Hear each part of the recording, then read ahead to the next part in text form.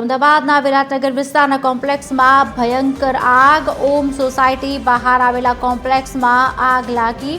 3 થી 4 ઓઇલના ડ્રમમાં ભયંકર આગ। ઓઇલના ડ્રમમાં અચાનક જ આગ લાગતા અફરાતફરી।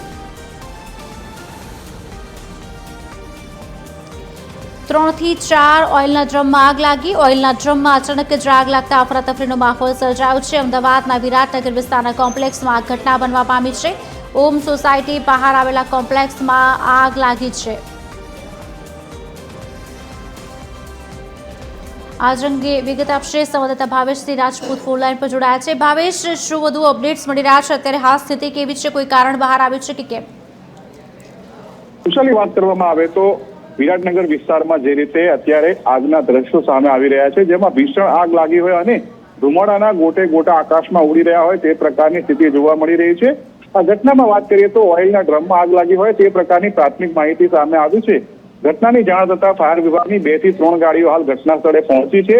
પાણીનો મારો ચલાવવામાં આવી રહ્યો છે અને આગ પર કાબુ મેળવવાના પ્રયાસો હાથ ધરવામાં આવી રહ્યા છે।